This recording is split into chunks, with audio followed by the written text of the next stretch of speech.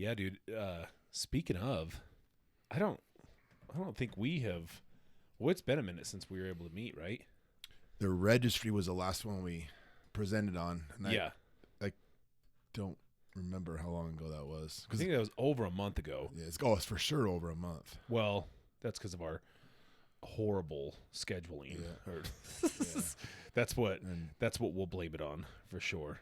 So yeah, but I don't think people know. At least our listeners, we haven't told them the news about ATSA yet, have we? I don't know. Oh, okay. I don't think we. No, I don't think we have. Well, everybody, just for our listening audience, so Jeff and I have been selected to present at the esteemed ATSA conference. Hell yeah. Yeah. So for our two fans that are there, I don't know if they're fans, people who listen to us every now and then. Yeah. And I think listeners is a more safe phrase. Listeners and people who probably pull up our videos to make fun of us in front of their groups and say, look how these losers are talking. Yeah, so we'll be doing a presentation on Dark Triad clients at the ATSA conference in San Antonio. So we really, really bamboozled them into thinking that we're going to deliver. Dude, I'm not super worried. I'm not super worried about it. I mean, is it 90 minutes? 90 minutes, but we got to leave, I think, like 15 minutes for questions and answers. So 75. That's how long was our? Because we did the same one for the Utah Criminal Justice. Oh yeah, we did 90. How long was that? 90 full 90, and was it really? Yeah, and we didn't even make it halfway through our slides. So I mean, we'll refine it. We have till October to get it all figured out. So we're not going to run out of stuff to talk about. No. Like that's always a thing that's in the back of my mind is like, I'm going to blast through and we're going to be done in 20 minutes and I got to stall for another 7. Well, that's it, folks. Yeah. Dude, you know what I was thinking about and I thought would be cool, but I don't think it'll ever happen. I was just thinking about like I wish there was I wish there was like a therapist Olympics, right? Like, I mean, I was listening to, like a competition with events and stuff. Yeah. And, all based on like adherence to evidence-based practices, like fidelity to those. Like, fix this depressed dude. Go. I obviously you would be, it'd probably be unethical to be working with real clients, right? But you could very quickly in an hour measure a person's adherence to a particular and if you had a group, a mock group, you know, that was pretending to be there, you know, paid actors maybe you get them from the local, I don't know, drama club or what do they call it in college? Is it the You're asking me? I have no clue, bro. Yeah. One of those things. Yeah. Some local actors to play the part or whatever of clients that are in distress, and some of them can have a role of being difficult or whatever it is, right? And whether it's group or individual, and the events would be based on the different types of evidence-based practices. So you'd have like motivational interviewing, cognitive behavioral therapy, dialectical behavioral therapy, EMDR, and then you'd have experts in those fields monitoring fidelity to the model in each of those events and then having a winner in that. You know what though? Like that would do really good at that exact skill of adhering to fidelity, but like you're gonna get some people that are exceptional at memorizing and regurgitating some shit that don't have the magic, the riz, if you will, to like actually like deliver in a way that's engaging to the client, that connects with them such that they're like, oh yeah, this guy knows what he's talking about. And wouldn't that be kind of baked into the cake though? I mean, like, So yes, you could have somebody with no personality, no charisma, no anything, and no ability to connect with. What did you call it? Riz. What the hell? I've never heard that in my life. Kids say it. It means charisma. All right. Yeah. Kids these days. Yeah. No cap, bro. Okay. Yeah. If you were like, if somebody was just saying something, and they said, hey, everybody, today we're going to go over the skill of responding to hostility. Why is this an important? Like you could do that, but you wouldn't be an engaging person, and that's one of the markers as far as those things go. Like being able to develop the relationship with them. Like that's what I'm saying. So you and very quickly developing a rapport with the clients. I mean, that should be a prerequisite, like that you were able to do that. Your idea would work now that I'm thinking of it, especially because like as you were talking, I thought the parallel between doing what we do and something like comedy is that it's more than just reading lines, that there's like delivery and everything. Mm-hmm. And so like a show like Kill Tony. Yeah. You know what I mean? Like, well, you got like, how long does he have? Like a minute and a half? I think so. Yeah. And so but like you have comics that are judging you, or at least people. And because that's like the real thing is that would cut through the square, dry, just, script reading that some people might master and actually put it into like, I guess if you had, I don't know, like, do you feel like you could be a judge, or are you too deep in it to be a judge? Like, would you want other therapists like you being the judge? I'd want to compete is what I'd want to do. But like, would you have people in like our position be the judges, or would you have like regular? I would say people who are experts in, or experts, whatever the hell that word means anymore, but like people who are able to who do fidelity monitoring for like a job, like people who have regular practice in fidelity monitoring and being able to do that. And then outcomes, first place, second place, third place, and that's it. Anything beyond that is an honorable mention. So, you know what I mean? That'd be dope. Like, I wish they had that, because there was a conference recently. There was a old colleague of ours. I had to reach there, and she had sent a referral our way and was asking about a certain conference, and I don't know. Anyway, the keynote speaker was just talking about, I said, oh, how was the conference? This, that, whatever. She says, really good. Talking about how important the therapeutic relationship is. That's the only thing that measure change. And I'm like, that's just so loose. You know what I mean? Like, I just don't know. It's hard to judge. It'll be hard to judge anyway. Right. It just, I mean, yeah, of course. But the therapeutic relationship, and then what? Like, just the therapeutic, we have a good relationship, but we're playing Monopoly every session. It takes both things. Like, you can't just be a pal. Yeah. And it's even more than just that you make your client feel good in the session by offering up some platitude, right? It's like there's got to be actual behavioral or emotional change, some type of outcome independent of session that moves the client towards just living a better life. And so that's the thing, is like I think that fidelity monitoring would be the easiest part, but like you can't, like, you have to acknowledge that even though it's super nebulous and unclear, the therapeutic relationship is still a critical component. And if you could figure out a way to fairly, I don't know how you would judge that, but if it's the Therapist Olympics, it's going to be more than just content delivery. No, I agree, but you would know, like, because of course you could just play a tape recorder at that point of the content that was there, right?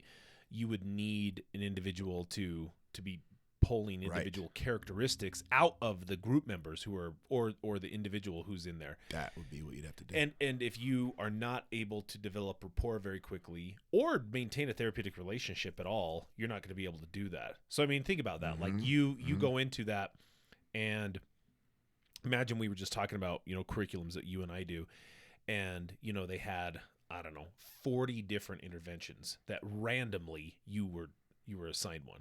It's like, you're assigned this. That'd be you awesome. have no clue which one you're doing, right? That's what's up. You're given this. You're given 15 minutes to prepare, and you can look over your source material, but you can't bring anything into the group with you to be able to help you facilitate. That sounds fun, man. And then you have you have 8 group members, go, and then you compete against anybody who else competes against that. Like, that's got to be it. That's great. That'd be fun. I want to like arrange it, but I think there'd be zero people like wanting to compete. You'd have to make the like. I don't know what you'd have to do with the prize stuff. You know, like. Oh yeah, you'd have to get money. Yeah.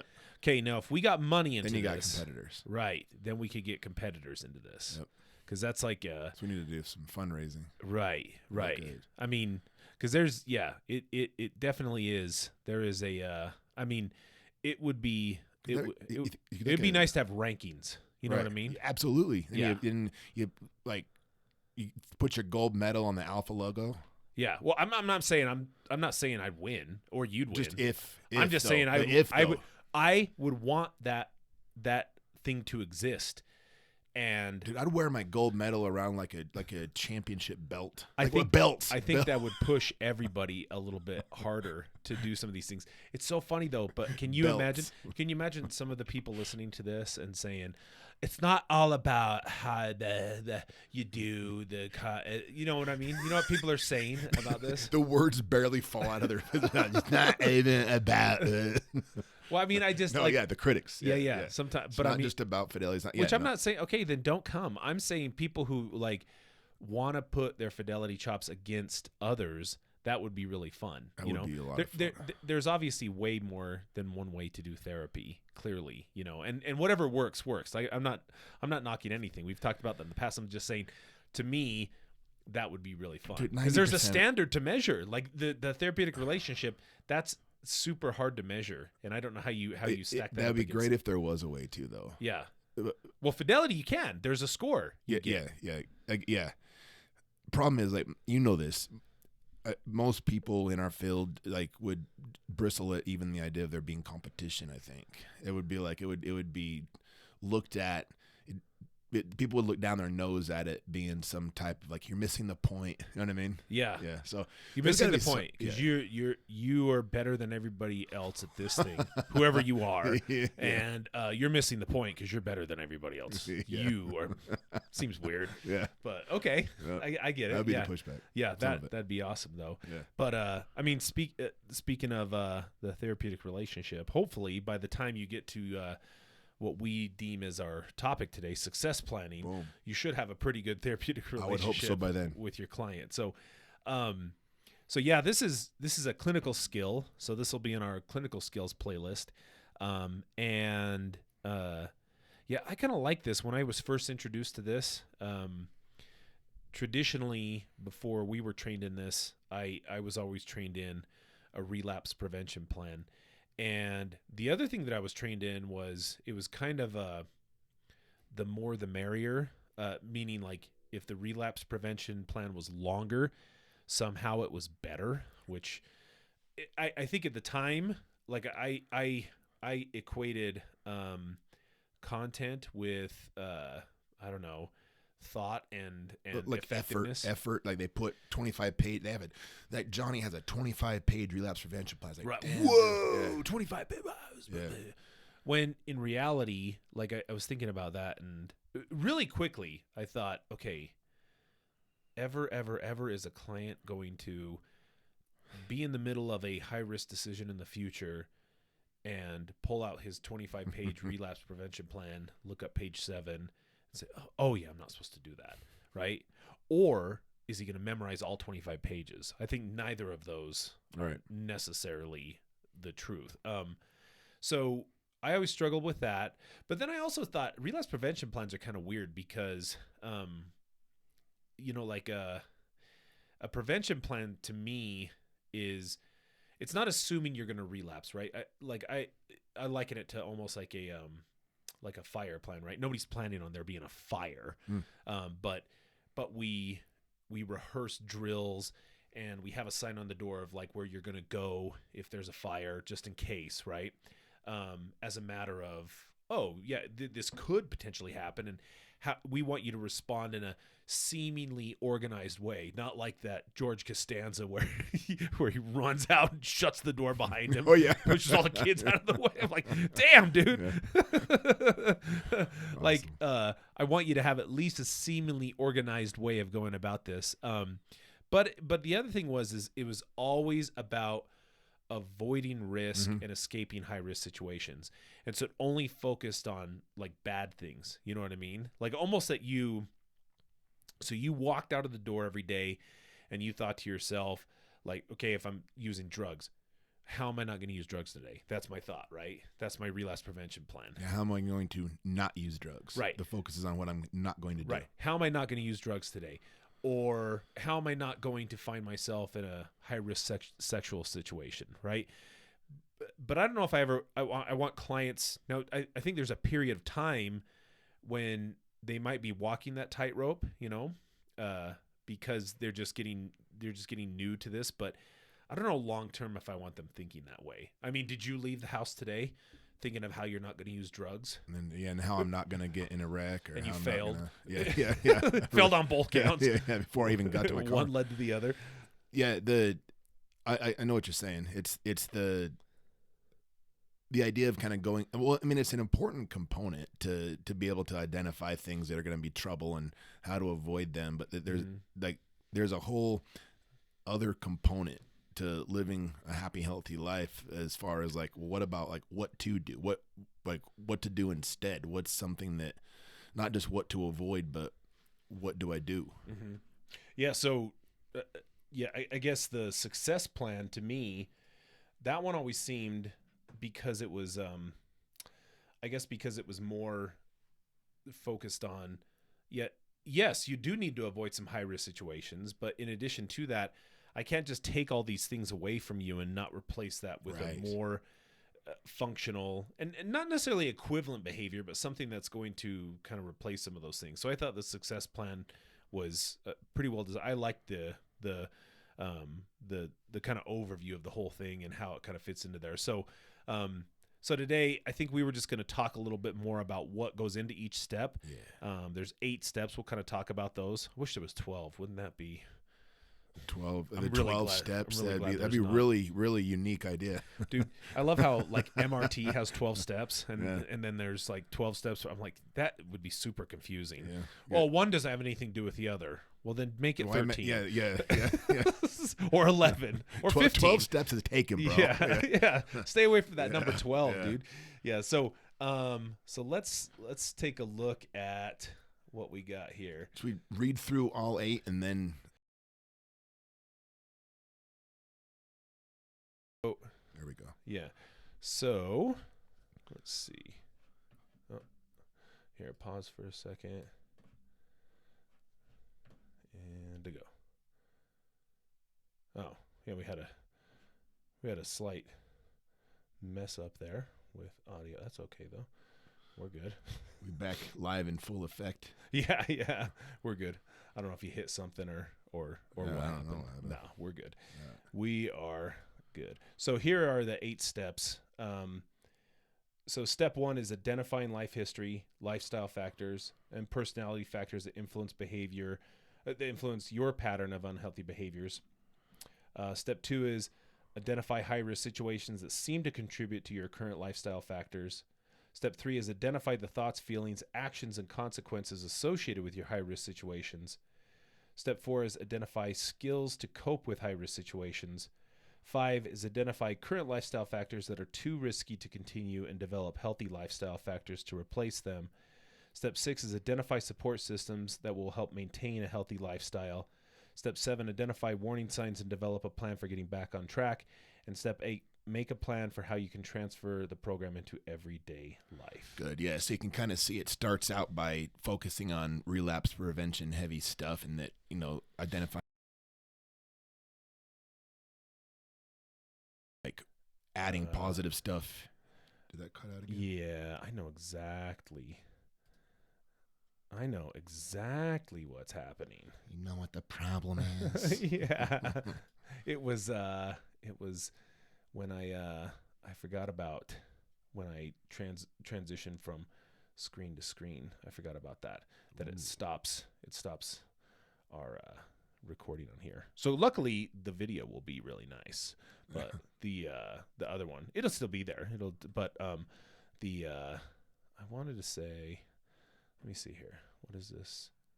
I think we just do one of these guys.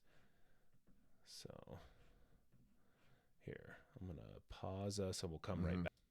And that wraps it up. Okay. And we're back now, officially. Yeah. Jeez. Wow. What a mess. Okay.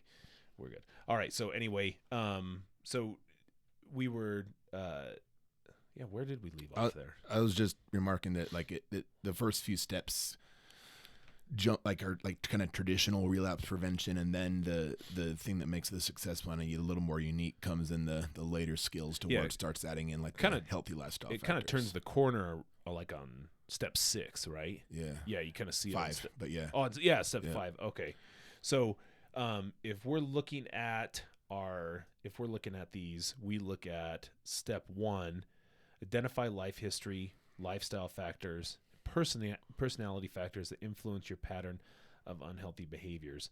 And this would include life history, lifestyle factors, and personality characteristics. It's basically a 1-page autobiography. And by the time they get to this, they'll have examined their life history and lifestyle two previous times in the curriculum. That's kind of the thing with the success plan, is that by the time they get to it, they've already done a lot of the work. That the autobiography was one of those like former holy grails too, right? As if you measured by length of quality was measured by length, not necessarily content, like what was in there. And so if somebody said, "Oh yeah, I wrote a 25-page autobiography," he's like, "Whoa, bro," you know what I mean? But more and more, I just found those boring. Like, what a bore fest to try to listen to that. You know what I mean? Like, terrible. I mean, I know I sound callous because I'm not interested in my client's life, but That's I am. not what it is. Yeah. Because really, okay, if you think about the purpose of the autobiography, it's that I'm going to listen to this. And as I'm listening to this, you and I are going to glean, little gems out of there that somehow relate to or were the inception point to your offense, like what led to this, right? Now there's limitations on that though, because on that 1-page autobiography, it splits it too. It's almost like less than a 1-page autobiography because it kind of splits it, and it says life history and lifestyle, and asks what were the life history factors that happened to you. In other words, like things that were out of your control that just kind of happened to you that you were otherwise just responding to, that you believe contributed to your decision to engage in unhealthy behaviors, be that sexual offense, be that substance use, whatever it was, right? So they might say something like, I was abused as a child, or I was exposed to sex at a young age, or my parents were in and out of jail growing up, or I moved between caregivers multiple times before I was even 10 years old. Right. Things like that. Now we say in a lot of our work, we say, look, their history doesn't really matter that much because you can't change that. So if that gets brought up, if somebody said, well, hey, Jeff, I thought you said history doesn't matter. Why do you go over that with them? I'd say it kind of helps paint the picture, because life history factors flows into lifestyle factors. Lifestyle factors are the pattern of behaviors that you're currently engaged in that may contribute to an offense, and that the lifestyle typically hinges off, they're kind of like there doesn't have to always be an origin story, but a lot of times things that happen to us do influence our current habits, and those habits can create high-risk situations. And I would also say that it gives us a glimpse at the type of events that we just don't respond well to. You know what I mean? Like that we might need to pay more attention to in the future. Maybe not. I mean, like an example, I've had guys tell me before, well, I got divorced, right? And the divorce I had a hard time with it. And so I can look at that as saying grief, loss, relationship decay, whatever that is, that may contribute to high-risk decisions in the future. That might be something we want to pay attention to, but it's a glimpse. We don't really know. But lifestyle factors tend to be way more important. Right. So how do you explain lifestyle factors? Patterns of behavior that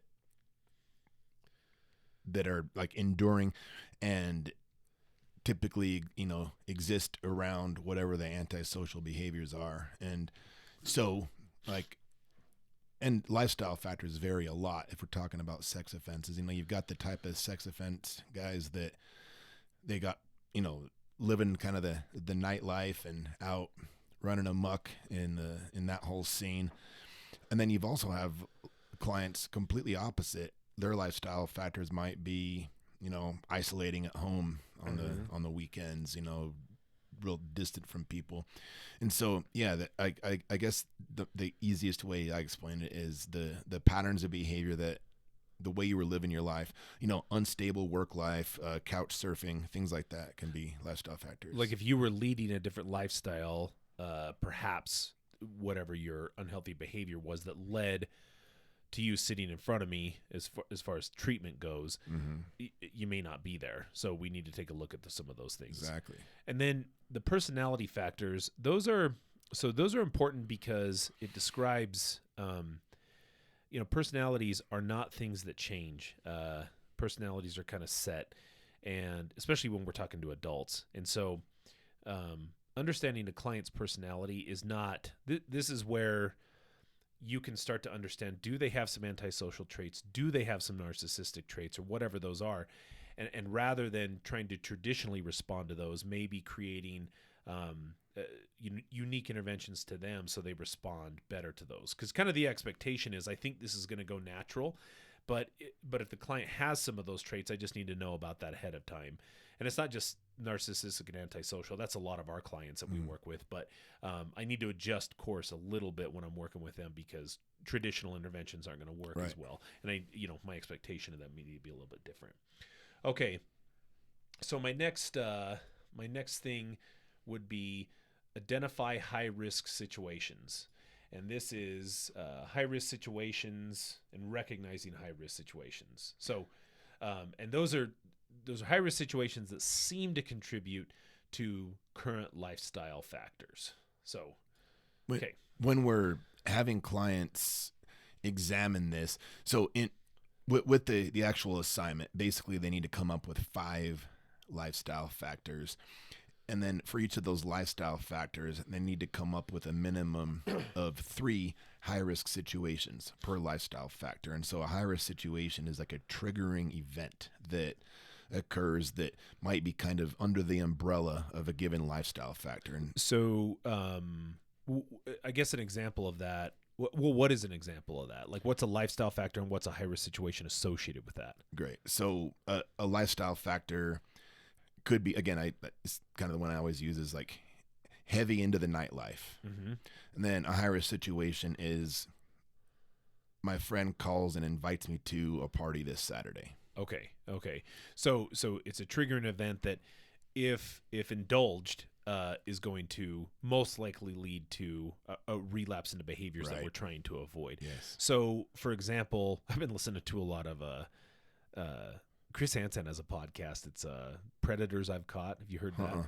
It's kind of cool. It just goes over like previous To Catch a Predator things. He goes in deep, and it's the funniest part about that is listening to him read the transcripts. It's just hilarious. With his voice. Yes, yeah, hilarious, I love that. Dude. I love it. So, and on there he can swear, so it's like way better than on Dateline NBC. Nice. Because like all the things that were bleeped out are there. I'm like, yes. Yeah. So, okay, so let's say unsupervised access to the internet is a lifestyle factor. And so unsupervised access, it's not we all have, for the most part, most of the people listening to this have unsupervised access to the internet. And that's not a foregone conclusion that you're going to one day be going into a sting operation with a 13-year-old decoy and Chris Hansen coming out of the, right? Right. Okay. But a high risk situation associated with that would be entering into a chat room. Good. Right. Okay. Yep. So that would be, and you can kind of go down a little bit further. Sometimes I have to tell clients to scale it back, like, I've had clients tell me hanging out with using friends is a lifestyle factor. Right. And I say, okay, yeah, I suppose. And then they identify a high risk situation as, yeah, I got a rig ready to go, and I got a tourniquet tied around my arm, needle in hand. I was like, okay, that's a little far along. Right. That's extremely high risk at that point, right? Yeah. What message do we want to send to clients about not waiting for it to get to that point? Yeah, I'd say let's backtrack a little bit to find some point along the timeline before you have the rig loaded up and ready to rock. Yeah. Like I guess it's good to, I guess it's not a bad idea to have thought through, if I screw up bad enough that I end up in this situation, what's my ejection seat intervention? Right. Not a bad, but that's, I guess my position on that is, I think the further along the continuum of relapsing into an old behavior you go, the more difficult it is going to be to push the ejection button, right? Like I think that we're trying to catch the first high risk situation that is a legitimate high risk situation that comes from that, because you can't restrict everything, because then they're just at home hermits, like they can't do anything. So, which is what we're trying to avoid. But we can't let. I'm not saying, look, if you get that far along, by all means, shoot it up. Like I'm not saying that. I'm saying there's a few steps before that where you may not be as triggered, and your ability to intervene on your own behalf is going to be, you're going to have much more higher likelihood. I think that's the main thing. That's the why, is that you're not nearly as as triggered. You're not dealing with the surge of adrenaline and all those feelings you get right before you engage in the behavior. It gives you a chance to actually think through and respond to things before you get to that point. And there's a just quick little jujitsu detour. People, I love a jujitsu, as long as it doesn't result in me being Americana'd. Yeah. Well, okay. So a question will come up often to where it's that they'll say, I'll use rear naked choke because people know what that is. People will ask. You said the word naked. Yeah. So they'll ask, hey, what do we have to do to get naked? Now, people get naked. Oh, that Tommy Lee song. So horrible shit. Come on, baby. So dumb. Yeah. They'll ask, like, okay, if someone has you in a rear naked choke, it's fully locked in, they have their hooks in, and they're starting to squeeze, how do you get out of it? And the answer is always, you can't get into it that far. Like, that's, you screwed up a long time ago. Right. All the stuff that I could tell you happens well before the rear naked choke is fully locked in with their hooks in and everything. Yeah. Yeah. And so I don't even answer the question. Yeah, no, that's a good analogy. I like that. That's, linking that back to maybe like To Catch a Predator, our intervention point, where they're going to intervene on their own behalf ought to not be, I'm walking up to the door to open the door to what I believe is a 13-year-old's house. Yeah. Like there should have been a few things back. And again, I'm not. It has to happen back in the chat room, the intervention, or not even before the chat room. Yes. And look, if you can pull out of it at that point, wonderful, like awesome. Good for you, right? I think at that point you're still screwed anyway. But if you do have rig in hand, tourniquet in your mouth, and you're about to shoot up and you pull out of it, great. I'm not saying don't. What I am saying though is, like, we should have addressed that a few steps back, because the decision at that point is so much more difficult to make. Right. And you just so I like that. All right. Well, let's take a look at our pal step 3 here, and then I don't know why it required that. Yeah. Identify the thoughts, feelings, and actions and consequences associated with your high risk situations. Okay, so basically, for every one of the high risk situations that we give them, so we've given them 5 lifestyle factors, right? And we typically require at least one high-risk situation associated with each of those high-risk or those high-risk lifestyle factors. And then we ask them to do a behavior chain on each one of those, right? Meaning that, okay, if that high-risk situation were to occur, what would be the thoughts that would make that much more dangerous? Because a high-risk situation in and of itself is nothing unless I have the accompanying thoughts that make it riskier. And why do we have them do that? Why do we have them identify risky thoughts? A lot of people think, well, aren't you kind of like reinforcing the risky thoughts, like perpetuating it, moving it in that direction? Well, a good chunk of the treatment that we do relies on them being able to recognize the risky thinking when they're having it, because by the time they get to this assignment, they'll have developed the replacement thinking and the skills we use to combat the risky thinking. And so it takes being able to see it and identify it when it happens. Yeah. So if I don't have at least a general idea of what my risky thinking looks like, then I'm bound to not be able to recognize it in the moment. And we want to tell our clients, like sometimes I've had clients occasionally want to like censor their risky thinking on my behalf, almost like they're wanting to keep it professional or, and we're not looking for them to intentionally make it crude, but you want it to be realistic. And like, if they have some pretty gnarly thoughts, things that sound pretty messed up, that great. If that's what they think, I encourage them to put it down. And so they'll be writing their behavior chain, and the thinking is inherently risky, it's antisocial a lot of times, but if they can recognize that is kind of how they thought around the time of their offense, we want them to acknowledge that, because everything else that we teach is then in response to the risky thinking, replacement thinking. Right. And I think too, like, I mean, the behavior chain is super important because it goes through all the aspects, because sometimes the risky thinking may not necessarily be their biggest problem. Like, in other words, let's say on the emotional side of things, they need more attention there. Like, their emotions are just clearly,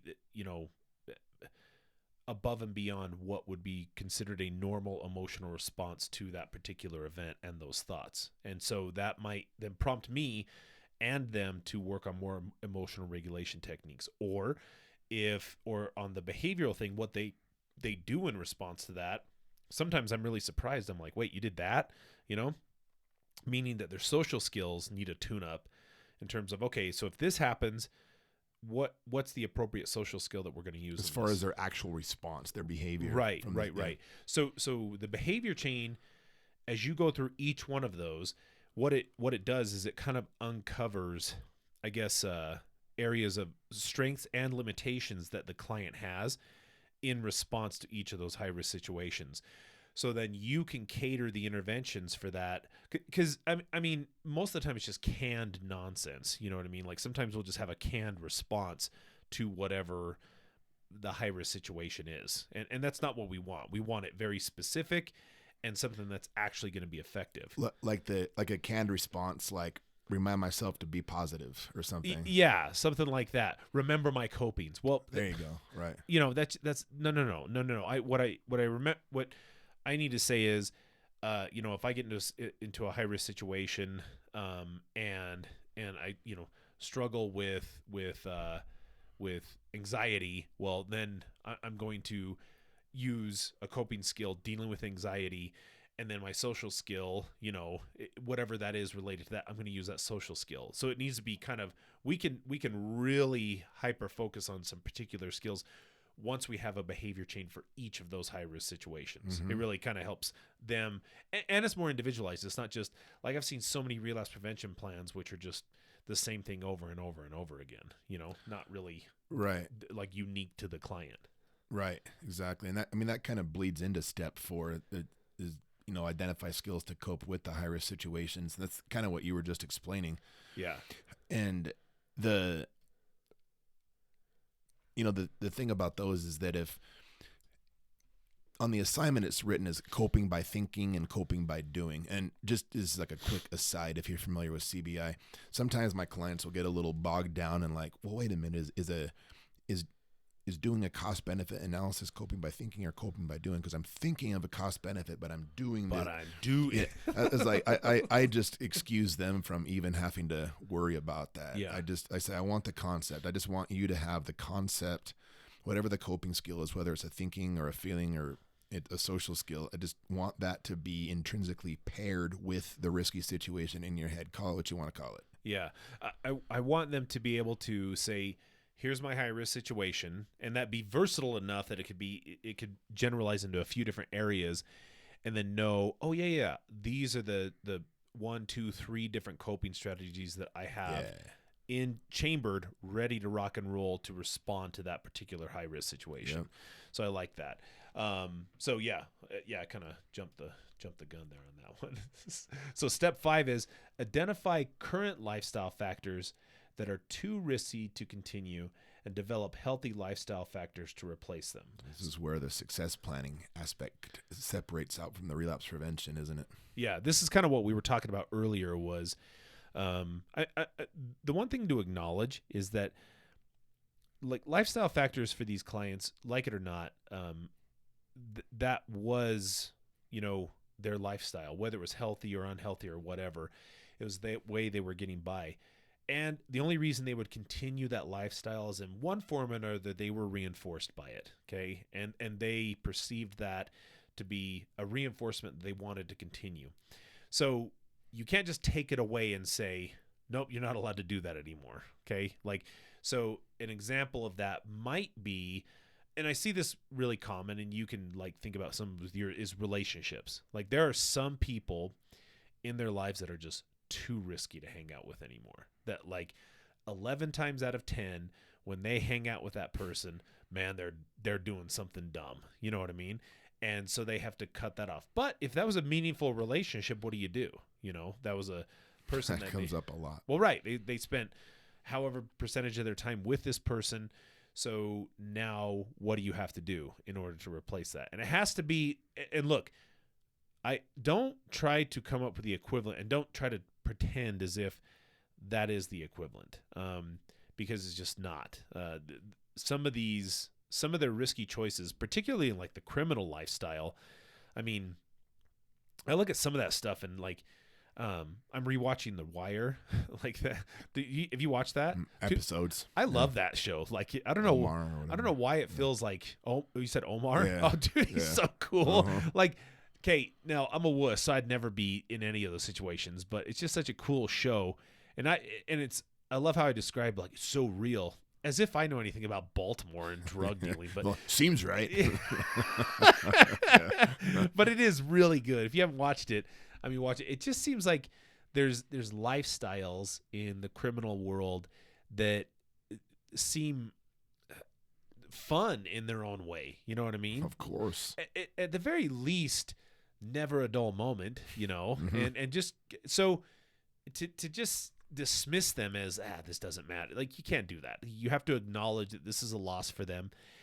And that accompanying that, meaning, if that means now I have to go make new friends, and I don't know, as an adult, there's a few different ways we can go about that. We don't need to get into them today, but that's kind of tricky, right? And that's tough. And maybe you make new friends and maybe rekindle old relationships. I don't know, but you can't just say stop doing this and don't replace it with anything. And some of those you can. The other thing is I like that. This offers this thing to say, I can modify this. So maybe it's not I give that relationship up entirely. Maybe it's that I can spend time with this guy or this gal, but in a really specific circumstances. Or maybe we only talk on the phone or something like that. You know what I mean?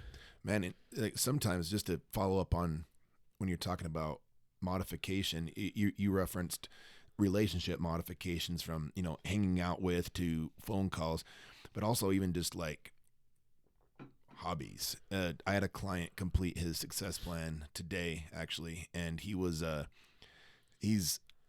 been into skating for the majority of his life, skateboarding, I should say. Not a classic skating. Not a classic, no. On rollerblades. Yeah, skateboarding, and dude, I love.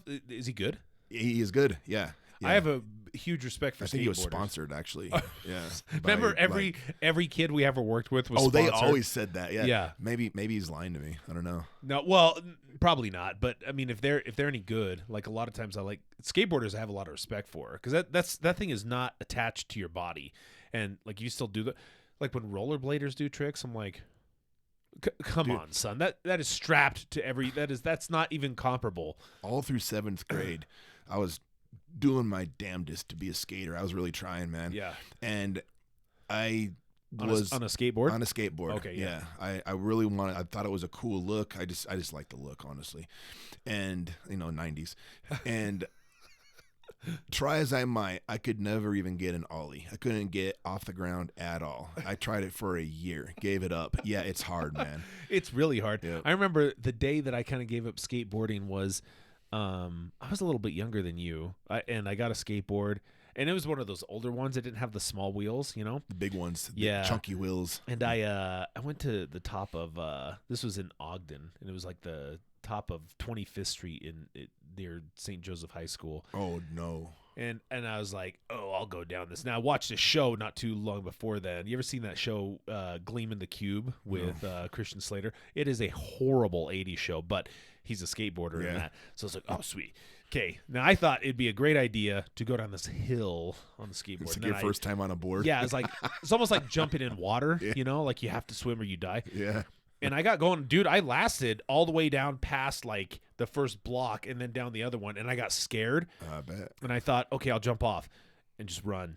No, so I did, but I was going so fast, my legs couldn't keep up, dude. I slammed on the ground, skidded forever. Some dude came out of his house. Oh, you okay? Like, no. You're like walking it off. I'm fine. Yeah, my skateboard goes into oblivion. When you jumped off, were you trying to like start pedaling your feet really quick? Yeah. Like I'm gonna start running. Yeah. And I got a couple steps. I did. I got a couple steps. You go face forward. Face first, dude. My whole face got shredded. Yeah. And I was like, yeah, those days are over. Done skating. I'm done skating. No Tony Hawk. Yeah. So he the modification is that he said, yes, skateboarding can be risky. It's a lot of kids like skateboarding, and so his modification was just that he wouldn't skate at skate parks. And so he's not getting rid of skateboarding. It's still his thing. He still loves it, still good at it, but he's just going to be a little bit aware of where he goes. And it's not even, this guy doesn't even have like necessarily deal with temptation to deal with, you know, like it's not that he's worried that he would offend on the kids at the skate park. It's that he has stipulations such that if the appearance is that he's hanging out with kids, it could be bad for him. So he's avoiding it. It's a high risk situation that's a few steps removed, but it's still like just being in the presence of it could cause problems for him. Yep. No, I like that. That's a good example. Okay, so step 6 is identify support systems that will help maintain a healthy lifestyle. And this kind of has us brainstorming people. This is also where we disclose personal and key information, which is this kind of a big step. The one thing I would say about this is, support people to your success plan. These are not necessarily your buddies or your family. Remember, you have to consider people that are going to be available. And they have like a list of how to identify these, and people who are going to encourage you and support you in making pro-social decisions. It's not to say that people who might encourage you to make anti-social decisions, get rid of them in your life. It's just saying don't identify them as support people for your success plan. So like I've always used like you and Alan, right? Our friend Alan. And like, let's say I was dating a young lady and she cheated on me, right? And I came to you and I said, man, Jeff, she cheated on me, bro. You'd be like, oh, that sucks, man. Here, why don't you come over? I'll buy some pizza. Let's talk. You'd do something like that. I know you would. Okay. If I said, Alan, dude, she cheated on me, he'd be like, all right, we taking your car or mine. Let's go beat this dude's ass. Like that's what it, you know what I mean? Yeah. Like now we look, support you in different ways. Right. Both of you, I feel like, are loyal friends. But your response to that, and that's not saying Alan's a bad friend. I'm just saying he supports you differently. Right. Yeah. He would not be one that I would say, oh, I need him on my success plan.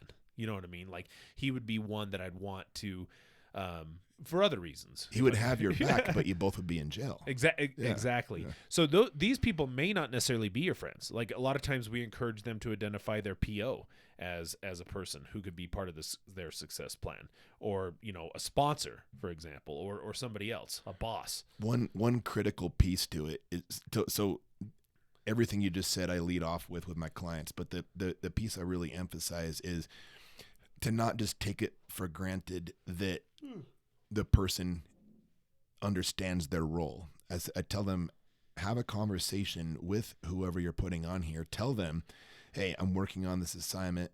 We're supposed to identify key people that we can rely on for support. I get a little impulsive with money. Can I come to you for financial advice? And then that guy says, yeah, sure, why not? And then you go to your other friend, hey, I identified you as this. If I have any relationship problems, you seem to be really good with that. Yeah. And so I actually have them have the conversation, because I say that if you are in a time of need and you're struggling and you're dealing with high risk situations, and you know your uncle is rock solid on giving you good advice, if you haven't, you might be way less likely to reach out to him because you might feel like you're putting him out, or maybe he's not going to quite get why you're calling. But if today, before anything even goes wrong, if you establish contact with him and let him know what's up and let him know that he's a part of your support, and he tells you that he's cool with you reaching out to him in your time of need, you're going to be way more likely to actually pick up the phone and call. Right, exactly. Okay. Well, that's good for those guys. Let's check out number 7. Identify warning signs and develop a plan for getting back on track. So this is avoiding roadblocks, my success plan, resume. I love how nobody can ever do the resume with that stupid E over the E thing. You know what I'm talking to about? actually make the little squiggly. What is that thing? It's not. I ampersand? was about to say ampersand, but Yeah. It's not that. And what's important? An umlaut, or is that the thing in the back of your throat? I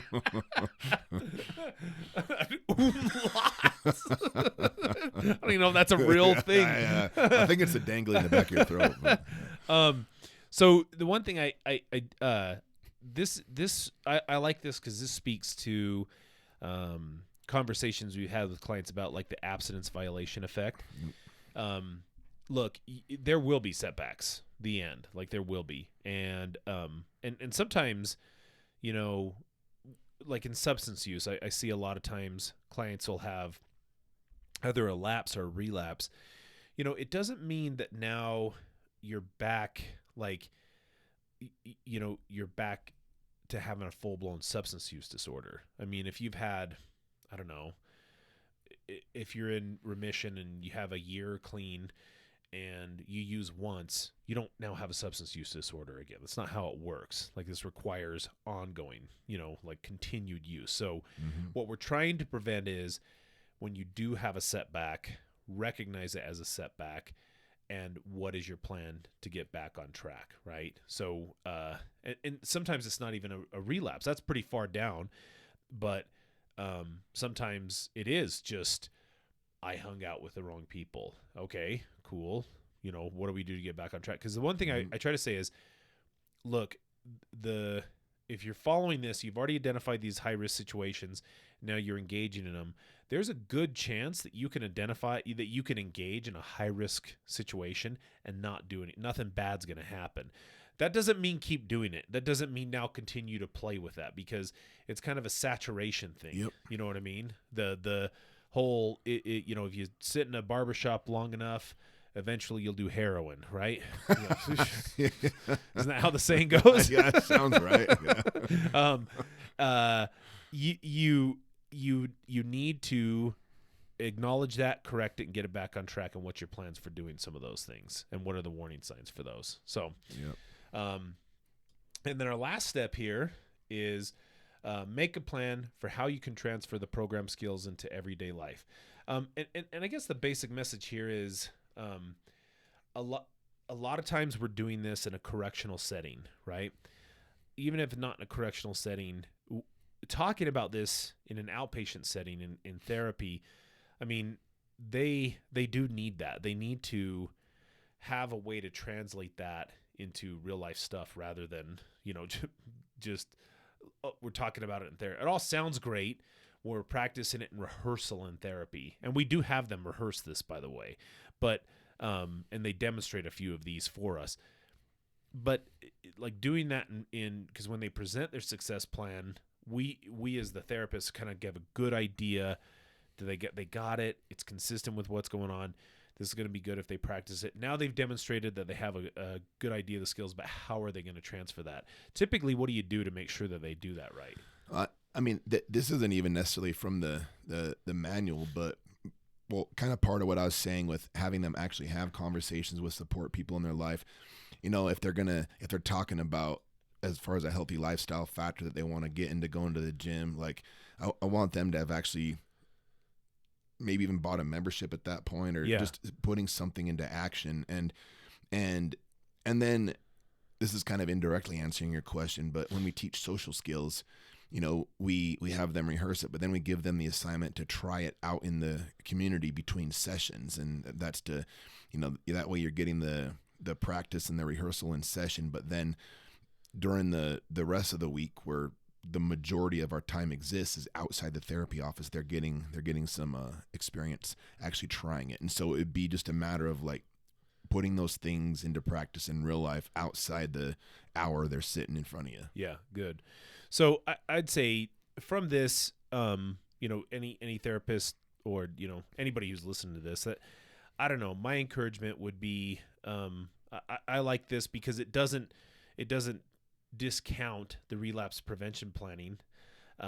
It takes that into consideration, but it puts another layer on there, which is much more invested in what most of us are doing. Most of us walk out of our doors every day, and we're thinking more about, hey, I've got really cool things that I like in my life, and I'm looking forward to my day, which is mostly about maintaining those things in my life. Like I have a house or family or car, or whatever it is, and I'm about to go do things to maintain that or enjoy these things in my life. That's what I'm about to do, which is where we want our clients to be. Right.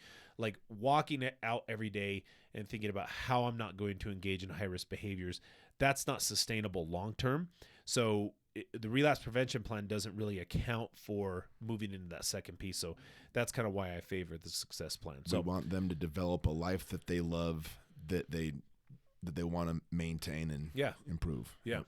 So hopefully that helps everybody. So come and see us at ATSA, please. Come to our there'll be 5 other people in our workshop. Be number 6. But no, we got a cool title. People every time I look at those things, I look at the titles and I'm like, I want to go to that. And I'm usually wrong. We got the coolest titles. Yeah. So come and do that, and then you guys, let me know if you like the smash like if you like the Therapist Olympics idea, and hopefully we'll find a corporate sponsor for that. And let's go, MeUndies. MeUndies.